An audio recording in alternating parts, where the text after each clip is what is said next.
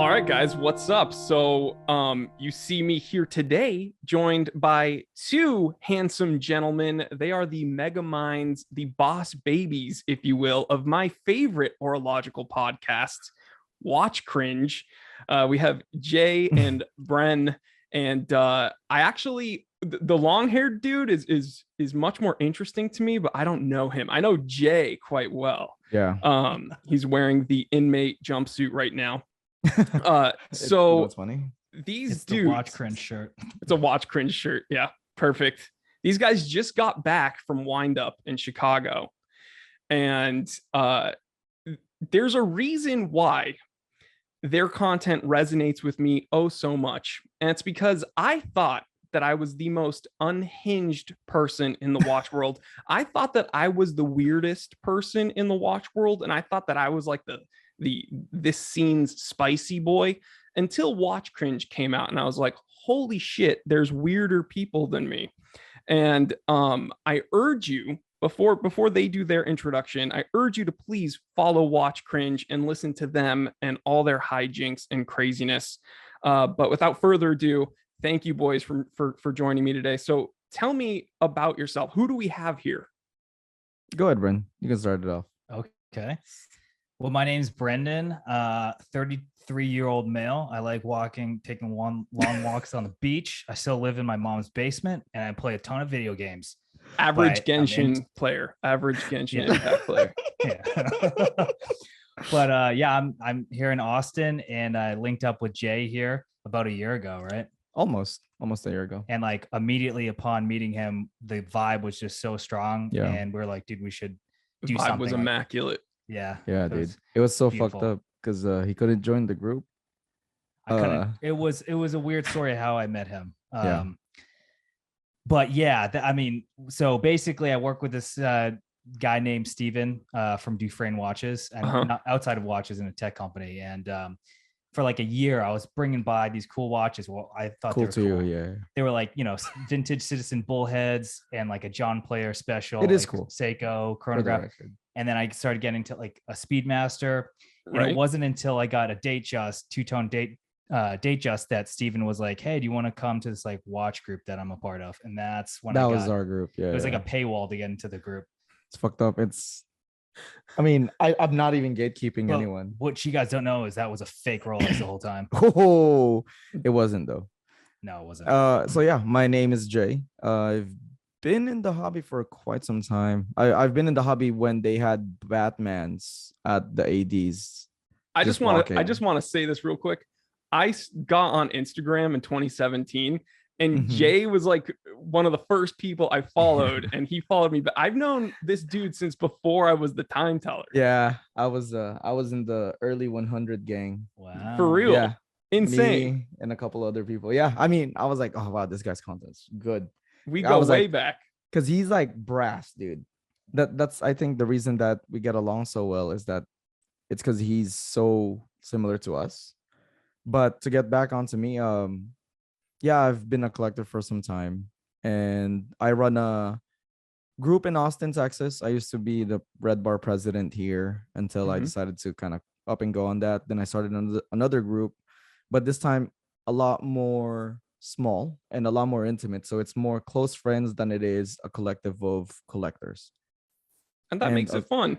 Yeah, dude, to me, it's like I need to know that I'm able to trust everyone that is in this group, because if everyone here is bringing in thousands of dollars, you can't just suddenly have someone you don't know. It just doesn't feel right. Right. You know?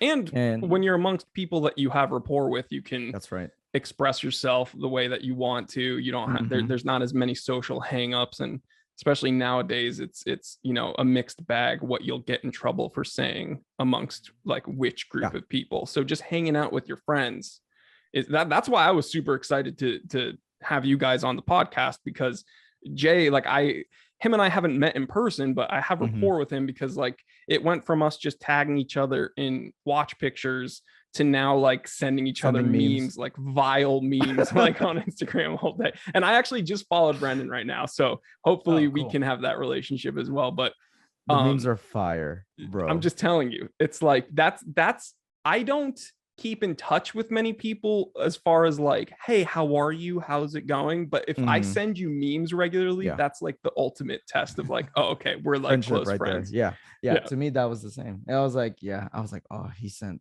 that's some raunchy shit. I was like, I like that. All right. But I cannot wait to get some of those. So, okay, I want to ask you guys, what got you each into, so we kind of know how you guys came together, but what got you each into the hobby? Like, what watch was it that was like, oh, I am now addicted to this? And then after that, I want to know why you make the content that you make. Like, and was it just kind of organic, like, oh, we're trolls, like this is what we're doing now? Or was there a reason that you saw vacancy in the hobby? Like, is there a niche you're trying to fill, or is it just, hey, this is just the content we make?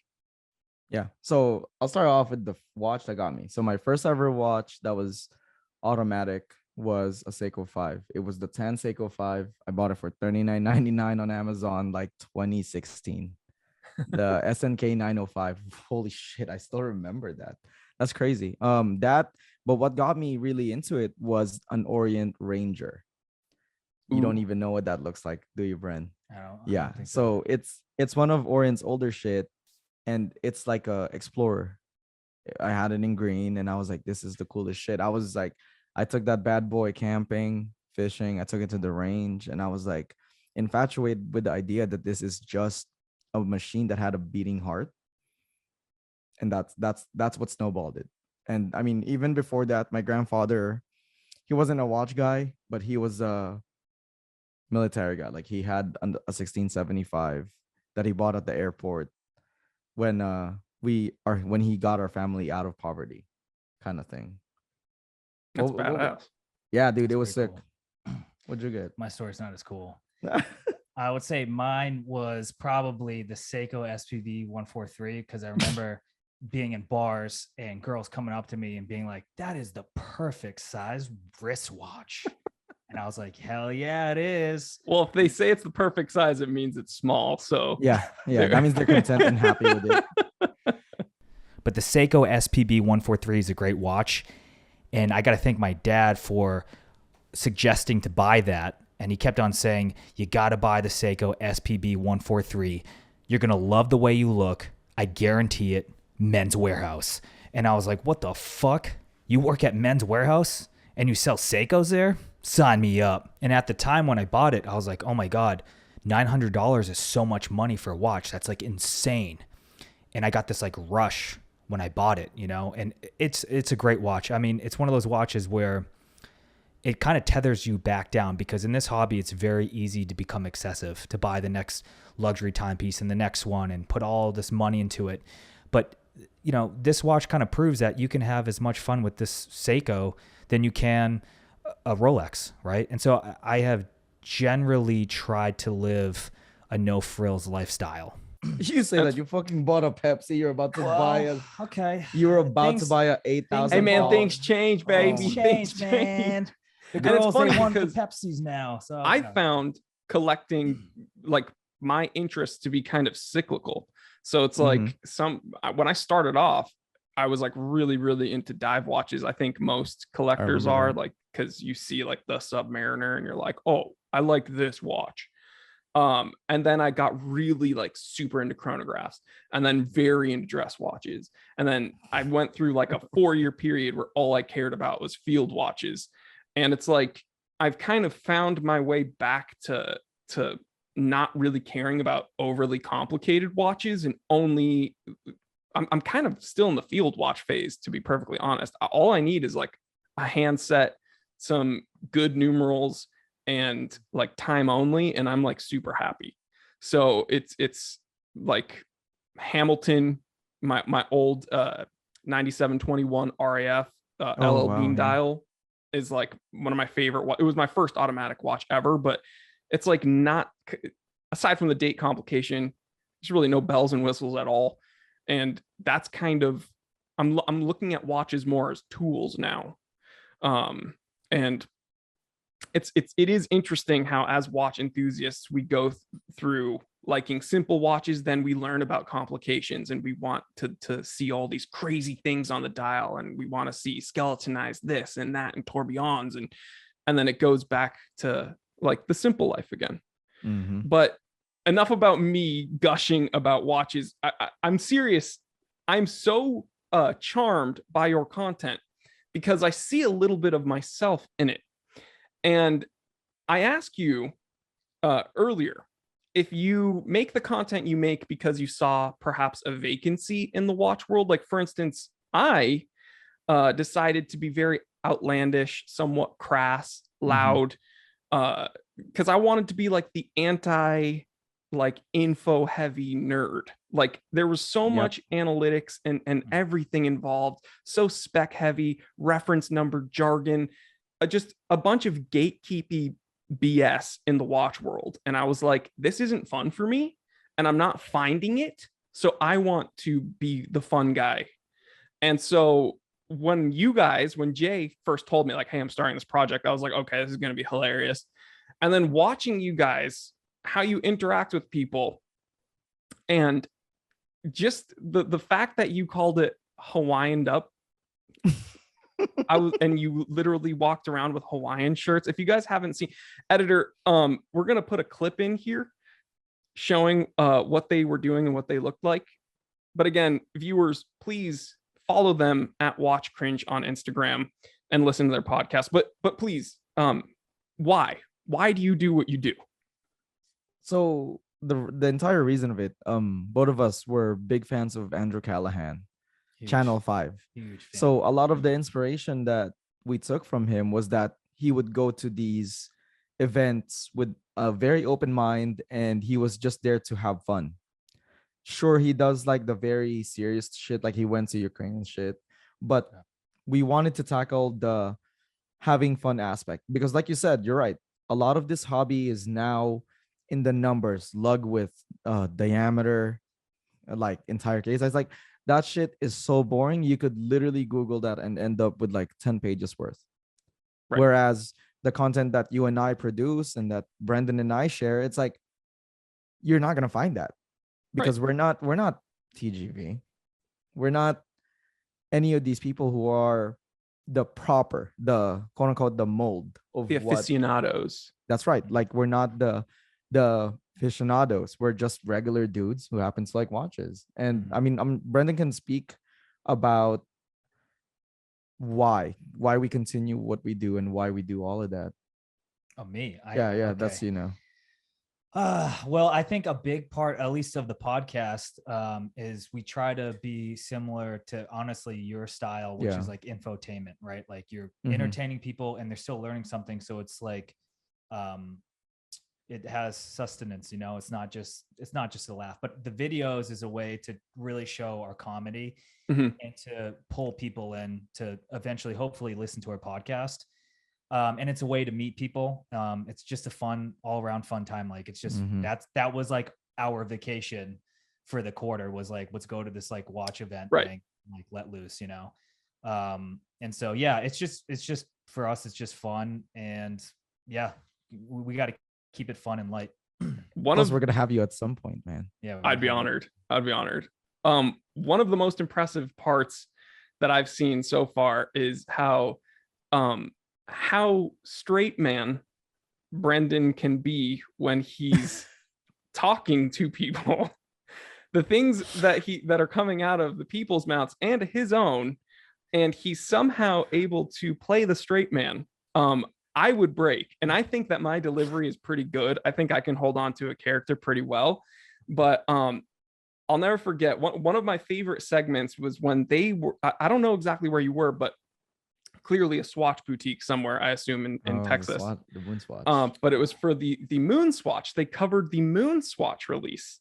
And if you want to know my favorite Watch Cringe piece of content, it was their coverage of this. And the people they were asking, I remember you spoke to one dude who looked like he probably was like, he was like one Fago away from being in Insane Clown Posse.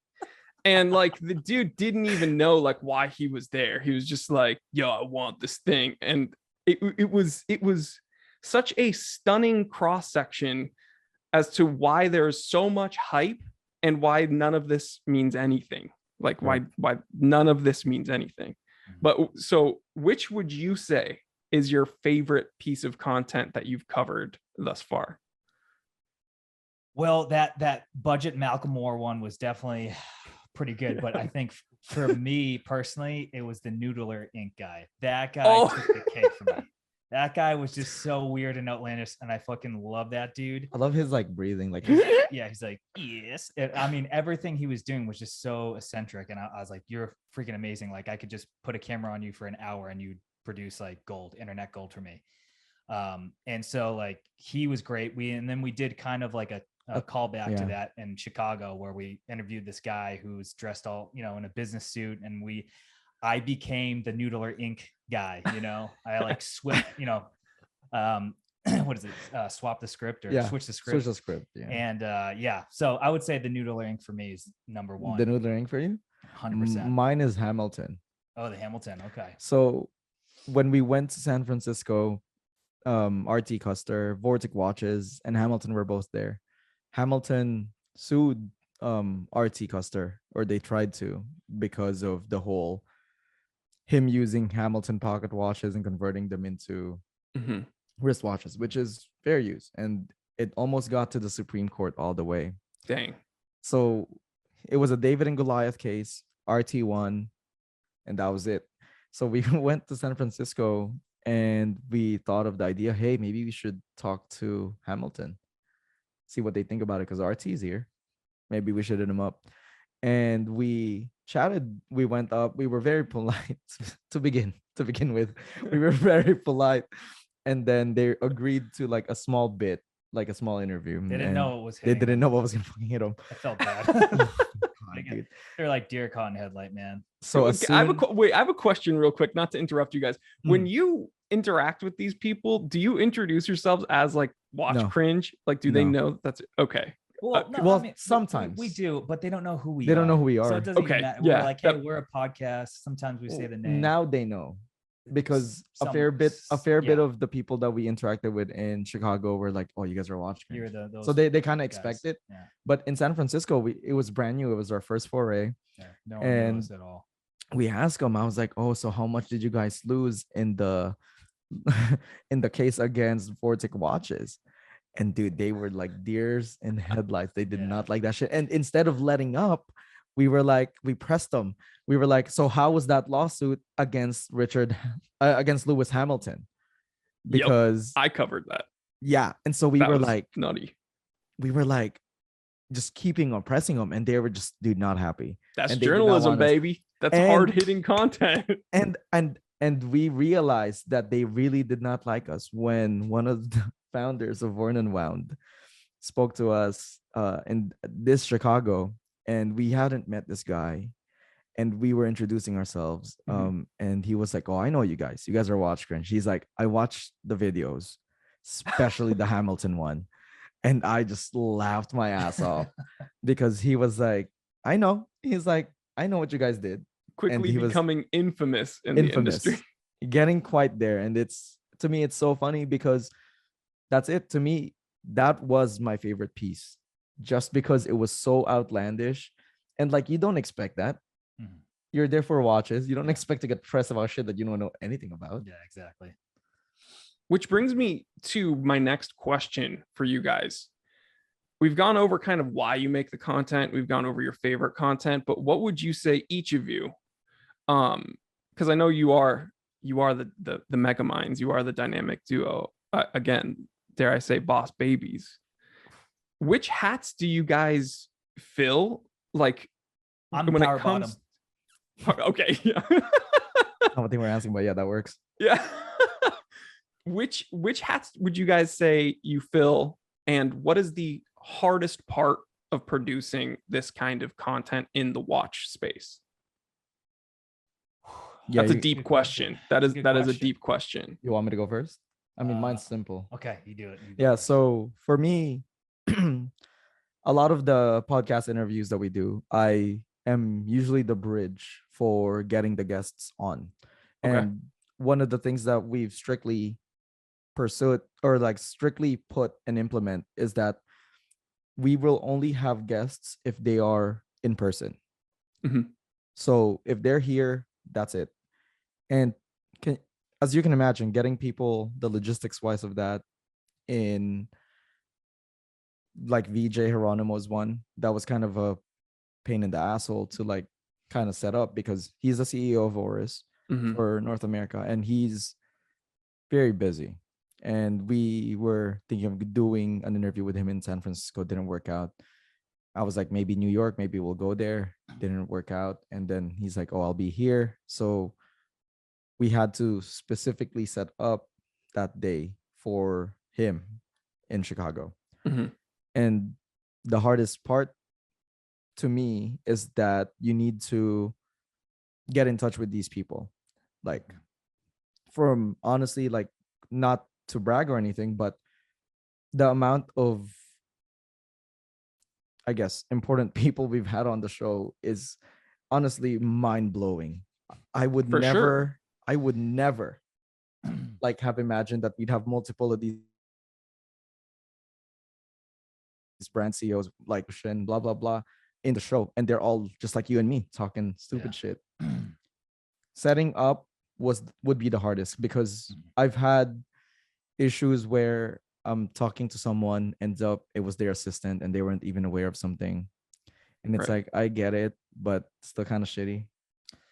Yeah, I would definitely say you have Yeah. like accelerated us with your connection to Yeah, network the and connections to the network was pretty good. And I never worked in the industry. I've just been a humble collector. That's all I've been. And so along with kind of getting guests. But that speaks to your commitment to the hobby, though, for sure. Yeah, I can see that.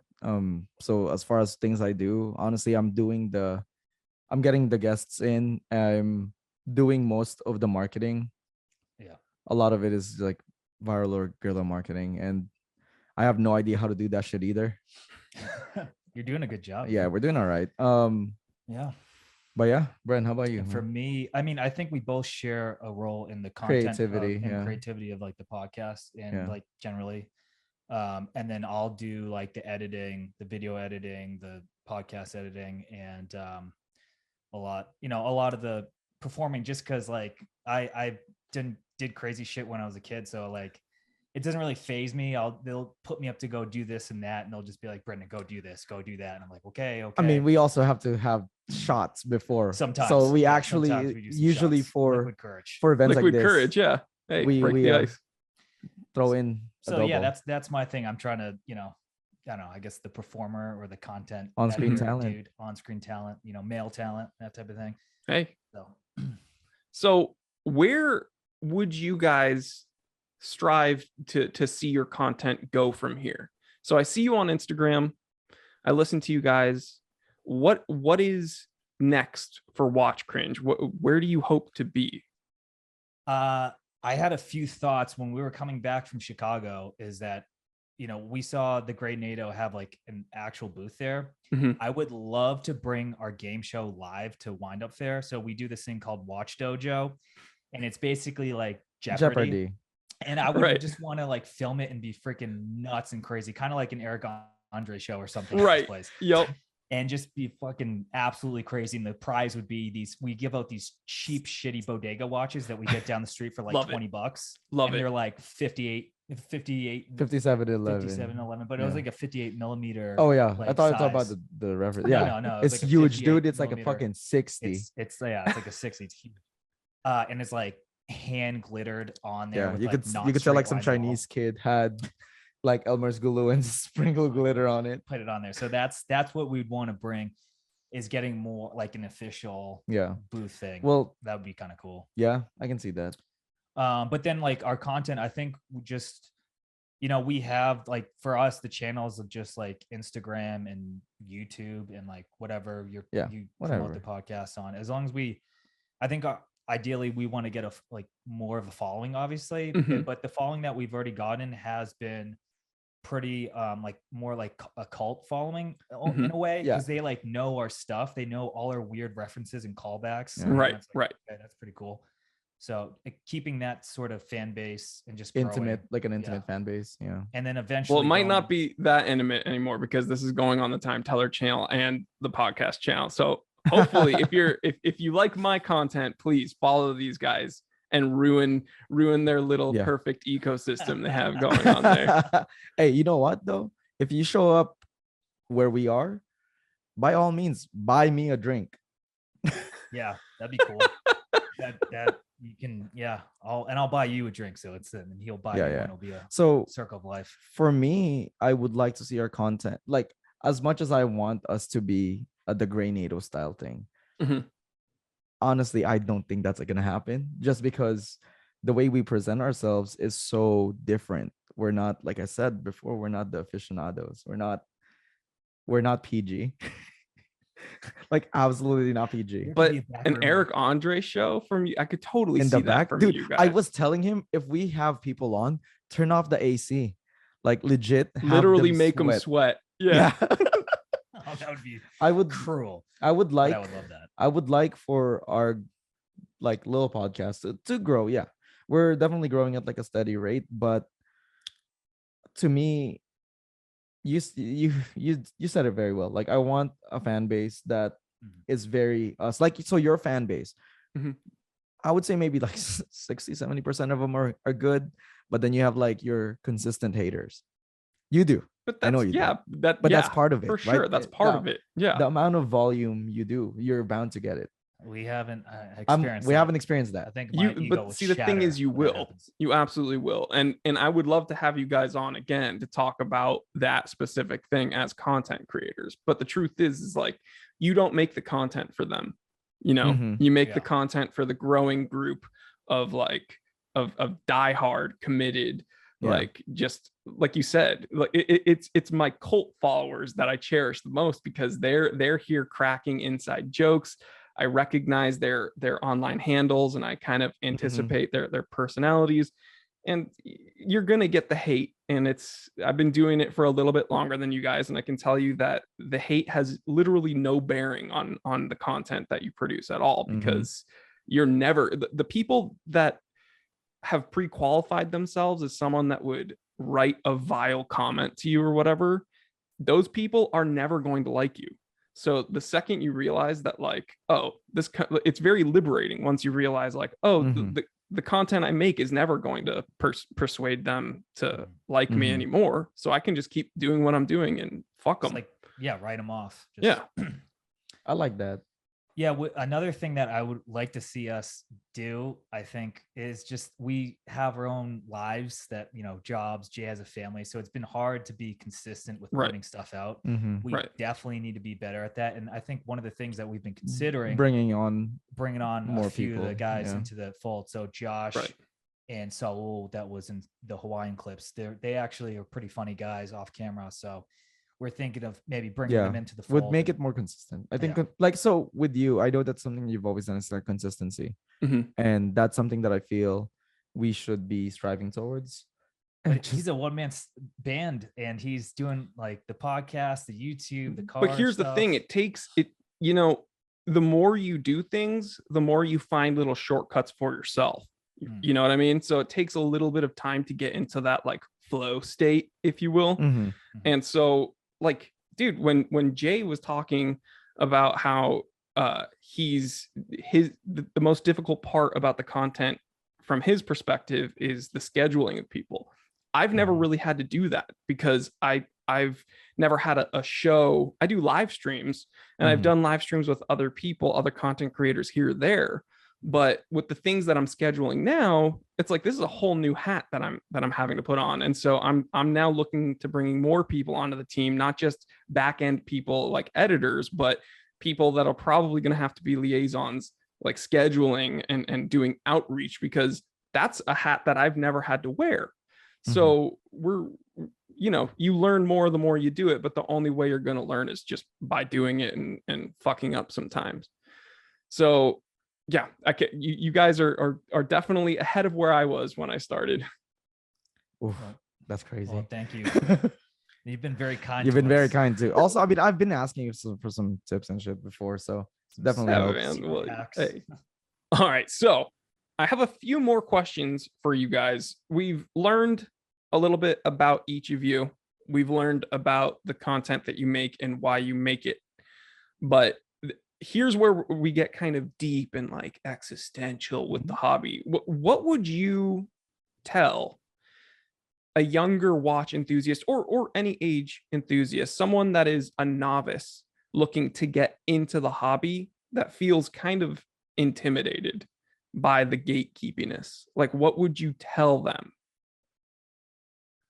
That's a good one. I mean, I would say just have the confidence to buy what you like and follow. I know it sounds generic, but like follow your heart, like follow what you actually want to do.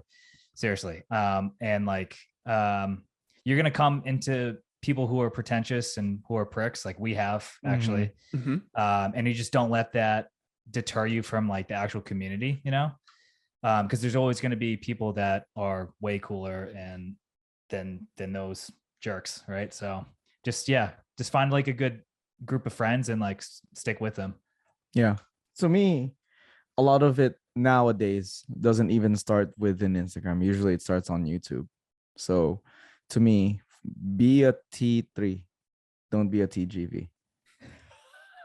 I can't condone that. So I have to stay neutral on that. I have to stay neutral on that, but I really do appreciate that. Thank you. I'm just saying, like, so in that, you like that shit, dude? So to me, if you're gonna start the hobby, something that I would have told my younger self would be, like you said, don't let anyone phase you. If what you can afford is what you can afford, rock that shit, be proud of it. It's only a matter of time till you get up the ranks of it. Don't let anyone say, oh, that's not a watch. What the fuck is a watch, man? An Apple Watch is a watch. It's in the name. They're frivolous objects. You don't really need them. So, and don't let anyone deter you. Get into the community, like Bren said. And the community starts everywhere. And if you do face some bullies, tell us. We won't take them out. Yeah, we'll bully them out too. Them. Yeah, it's true. They've actually taken care of a few people in my comment section, so they've disappeared real quick. But to me, that's it, man. Like, a lot of content is now consumed on YouTube more than this thing's fucking out of focus. This thing's like 10 years old, man. Sorry. It's now YouTube. YouTube is such a big driver for. What do you want me to do, dude? I don't know. I'm trying to fix this fucking shit. Welcome to Watch Cringe. Welcome to Watch Cringe. This is being shot on VHS. But yeah, to me, focus on yourself. Don't look at people who are posting 5712s, like shit that honestly isn't attainable for regular folk. Yeah. Don't let that be like, oh, my shit's not good enough. Like, here's an example, man, that to me was so absurd. We have someone in the group. He has a nutty collection by our standards. He has a AP 15500. He has a FP Journe Elegante. He has not one, he has two. He has a FP Journe Sovereign. And he could join the Journe club. There's a club for FP Journe where if you own two, you're able to get in, and then you can buy a rose gold Sovereign. It's their watch. There's none of those ever in the market. This guy is so afraid of applying because he's like, my collection's not good enough. Oh my God. He's like, when I get to that collection that I think is good enough, I'll apply for the society. And it's like, what? But see, this shows you how pervasive and how damaging the gatekeepiness is of the hobby, because he's not even really being like barred from anything. He's qualified, but it's the perception of gatekeepiness that is like just as damaging as the gatekeeping itself, which is like a huge bummer. And guys, that question I asked you wasn't just a throwaway question. I asked it to you specifically because you guys are the dudes to listen to when it comes to giving advice to people who might feel intimidated to get into the watch collecting hobby. I was almost going to ask you guys, what do you perceive to be the worst part about watch collecting? And you guys can answer that. But the truth is, we kind of already know, because you and I, and by you, I mean Watch Cringe and myself, we're trying to be like, I'm not trying to sound too altruistic here, but we're trying to have fun and make light of a hobby that we perceive to be a little bit too serious. And so instead of asking you what I think, what you guys think is the worst part of the hobby, I'm interested. What do you guys think is the best part of the hobby? What can you say to someone who might be on the fence about joining? What can you say to someone who's just getting their feet wet? What do you think is the most rewarding part about this really cool thing that is watch collecting? Here, I'll give you mine because I've always believed in it, and it's getting into the hobby isn't initially, yes, it is about the watch. The more you walk that path, though, you realize that, hey, it's the people. The amount of people I have met out of this hobby are some of the coolest people that I've ever met. People that from watches have been to my wedding. I've been to their wedding. I've seen their kids grow. They've seen my kid go from like a baby to like a dumb kid now. And so like another prime example is someone in our group. He was 19 years old when he joined, and he was afraid because he was broke. And it's like, who cares? And that's the same kid now that has everything he wants as far as collection wise. And he graduated out of community college and was offered a job by someone in our group. That's awesome. And he was offered that job by the person in our group. And because of that, it gave him a career, and he's still working with him. It's the people that you meet that define the hobby. Mm-hmm. And when you're in that room wearing a $50 Seiko and you see someone who you've seen in TV and he's just excited about the watch you're wearing as much as you are of seeing him, then you know that the hobby is pure. Mm-hmm. Celebrities in rooms with watches, people are like, oh, that's not gonna ever happen to me. Take it from someone who always said that's never gonna happen to me. I have people in my contacts list that like are Hollywood celebrities because of watches. I mean, you're I'm friends with me, so that's like friends with that's T3, A-list. That's friends like, with That's a bunch of these A plus. people. And it's like all these people are just regular folk. right. And at the end of the day, they sleep, they wear their watches, they go back to work, right? So don't let anything fret. Be in the hobby because you want to, not because you perceive it to be what rich people do. Mm-hmm. Because that is 100% a way to get yourself burnt out and not enjoy the hobby at all. Disregard the money, acquire the spoken. friendships. Oh yeah, well spoken. What about you, son? For me, I think it's Bing like bong. anything that's not about like class status. You know, you see a lot of that with watch collecting. Anything that's not that is good in my Mhm. book, right? You know, it's if it's about the people that you meet or a sentimental value of why you like this watch because maybe your dad gave it to you and you have a connection with him. I mean, there can be so many different reasons to like watches, and as long as it's not like, yo, I actually have a small dick, but I'm presenting like I have a big dick Right. by wearing this watch. I think that's Wearing like a U-blow. Yeah. Fucking idiot. so. His real Hublot is in the shop. I don't He has know the one. service watch. Go ahead. But no, I mean, I'll just keep it short and simple. That's like, for me, it's always just been about everything else other than status, you know? Although we do have one joke. Hey, Brent, what time is it? It's like 1/2 rich. Oh, still rich? We're not. Yeah, we're not. You should see my neighborhood. We're not.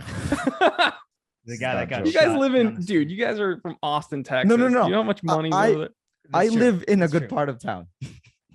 I live he in a part of lives- town where someone got shot like 2 years ago down at the end of my street. Oh, But dude, this it's- happened like a day ago here in LA. So it's Because we're in it's- LA. That's true. Yeah, it's- Austin is. We're babies here. Yeah. We I mean, Austin is kind of Los Angeles Junior. I know. I fucking Everyone's hate it. coming over from LA and Yeah. SF. Yeah. Yeah, And I'm driving gonna us be out. one of them. So woo! Hey, you know, I'll Oh, make are an you- exception. You're someone who I actually would That'd be love awesome. to come down here Are you instead of. are you really moving here? I don't know Austin, but yeah, I'm going there. So Oh, hell yeah, dude. That's awesome. Hell yeah. you didn't hear, Brendan? I'm actually gonna be the third part of Watch Cringe. Yeah. Let's go. Yeah, So okay, it's actually really interesting what you guys just touched upon. How Jay said that it's more about the people that kind of define the hobby, and how Brendan said that it's kind of everything other than the class status. You know, one thing that I get all the time in my comment section, in DMs and emails, it's people who mean well, and they're my supporters, and they write to me and they're like, oh, did you hear Hodinky reached out to so and so, this other content creator, why don't you go out on there? Or they'll be like, oh, did you hear this other huge media site wrote to so and so and they're talking to so and so. And the truth is, it's like I am flattered that you think that I'm of the caliber to be a part of that. However, the truth is, it's probably for the best that I'm not, because they probably know, and I know, that we're not the same type of watch collector, right? And so does Hodinky put out incredible content? Absolutely. Yeah. Are they super knowledgeable? Absolutely. Of course. And I'm not taking a single thing away from them. However, I'm not, a turtleneck wearing, tweed coat wearing, reference number hound. I'm much more in the vein of you guys. Like, we're just chilling in t-shirts, man. We like listen to metal. We want to like just wear cool freaking watches and have fun. We troll people. We watch anime. Sometimes we watch hentai if our girlfriends aren't home. It's like, just come on. Brent's like, no. I'm kidding. What is that? No, it's funny because my mom's gonna listen to this. She's gonna be like, what is it? Don't Google that, mom. Do not Google that, mom. But what I'm getting at is, it is truthfully exactly what both of you guys said. It is everything other than status, and it is the people that define the hobby. And it's funny because this hobby, you would think, is defined by the watches. It's really not.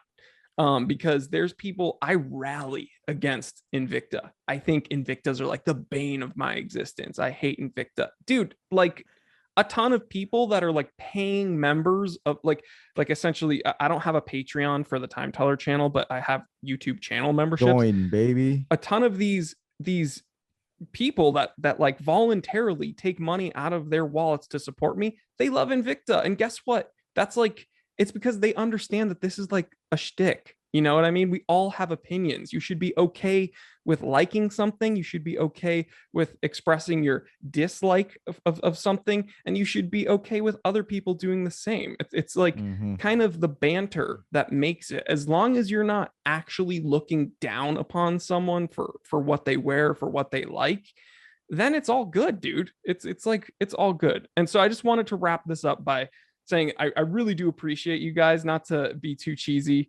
I do appreciate you guys, because you might not think that you are doing something like all that important for the watch world, but you truly are, because I think there's a lot of self-importance, pomposity, gatekeeping in this hobby. And if other people saw how beautiful this hobby was like we do, and if more people were like us, kind of being outspoken and trolling and being a little bit crass sometimes and not taking it that seriously, I think it would be an even better hobby.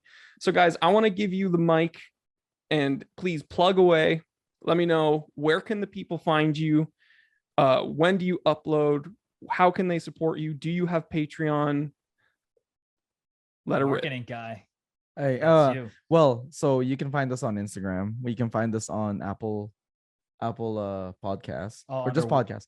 It's all under one, all under Watch Cringe. We're on Spotify. We're YouTube. Putting some shit on YouTube, and we don't have a Patreon. We don't have any way that you guys can give us money. If you're planning on doing that, I urge you to just hold on to it. When you meet us, buy us a beer. Yeah, that's good. I like that. That's awesome. And right now we are doing, like one podcast every 2 2 weeks, weeks, yeah. but we want to bring it to like once a week. No, we don't. I would love that. You want to? I would love said that. I three want a that. month. I want that. Yeah. So And that's why we're gonna bring in some of those guys. I Yeah. think. But and then the other thing was you can also find us on the hub. Actually, dead ass. We are on the hub, and we are For real? putting. Yes, have a That is podcast awesome. account. so and we're putting a go search Watch Cringe podcast. You'll see our account there. But we are planning on putting some stupid shit on there. But we are on there. Yes, there's actually An account a that's fun already video. set. And you have a video ready. Yeah. For it, If you don't have a segment called Watch Bukake, I will be offended. You can use that. You can use that for free. thank you. We're definitely taking that one. Oh my god. But yeah, nowhere else. Follow things that keep me up at night. I thought that the project is actually really interesting. I was a fan of it when Jory put it out, before he put it out. Thank you. The Yeah. first 2 episodes actually like spoke to me. Like I listened to it and then I had Jane listen to it with me, and she was And like, I sent them to Jay before I uploaded it. Yeah. That's how much I trust this knucklehead. I was like, Oh, hey, can you tell me wow. if this it was is good enough? It was very good. I was just actually smitten by it. It was very well done. And yeah, follow that. Follow Watch Cringe. My shit on Instagram is Fluted Bezel. I don't really care if you follow. I don't post any watches there. You'll see a lot of pictures of ass and titties though. Actually, That's why I follow. That's why I follow him. Brandon, You'll follow what that. about you? What's your Instagram? My Instagram is deadbeat seconds. is there a reason? Don't judge a book by its cover. You know? Yeah, Kind it's of. not a quartz. Yeah, it's not a quartz. It's wrong just with deadbeat yours? sec. It's a There's nothing wrong. complication, okay? Yeah. But that's it, man. I appreciate you. Thank Yeah, you for thank having you so us. much. Thank you. Are Honestly, you kidding? Thank you. Thank you for This joining is the me, man. first time we've ever been asked. And So I think one last thing is that we're gonna try to do more video stuff, like not Yeah. just at wind up, but like Mm-hmm. we're thinking of having more funny videos where we can. That's the one thing that with watch content, you're kind of limited where you can Right. have that sort of content. Right. But we're gonna try to. Here's find the thing, something. dude. The reason I love your content is because I can see you guys having fun. And so if you guys just record yourselves having fun in the hobby, it just, through osmosis, like we just feel it as the viewer. So and that's the only reason why I think I've had any success in this industry, is because like I'm just recording myself having fun and like goofing off around watches. So you guys are crushing it. I love your content. Again, Watch Cringe, easily so my much. favorite wristwatch podcast. Thank Please you. follow them on Instagram, follow each of them, tell them the Time Teller sent you. And guys, I hope that you come back whenever you want. Please Oh, join me. absolutely. Absolutely. Absolutely. Plus, I'll see you next month. I'm actually going to be in LA. Oh, hell yeah. Awesome. We'll record something then. All right, guys. Thank you so much. See you guys. Ciao, y'all. Thank you. All right, dudes, real quick, will you please do me the honor of doing a stinger for my show? So be like, hey, like I'm so-and-so and so-and-so from Watch Cringe. You're checking out Things That Keep Me Up at Night podcast. Oh, shit. It's like the Disney Channel shit. Yeah, exactly. Yeah, for sure. Yeah, And you can do a definitely. couple takes. We're going to pick the best one. We're going to Sounds throw good. it up. Do the opening for the podcast. Okay. And then you'll carry. Yeah. Okay. Are we good? Yeah. Okay. Hey guys, this is Brendan from Watch Cringe. Hey, this is still Jay, and you're listening to. Things Things that that- keep you up at night. There you go. Perfect. You nailed it. I appreciate Nice. it, guys. Okay. Thank you so much. Do you Hey, want to do Jory, it? Do you want to do rock. another one? Yeah, let's do Yeah, another let's do one. another one. 'cause- Okay. All right, so you're just gonna cap it off then. It's things that keep me up at night. Yeah. Things that keep me up at night. Okay. all right. Ready? All right. Don't say Watch Cringe. Okay. Yeah, say Watch No. Cringe. No, Say no, Watch I'll Cringe. say that after. Okay. Okay. Ready? Yeah. Hey, this is Brendan. Hey, this is still Jay. You're not actually listening to Watch Cringe right now. You're listening to Things That Keep Me Up at Night. Yep. Thank you so much, guys. Seriously, I'm honored. I'm honored. That's awesome.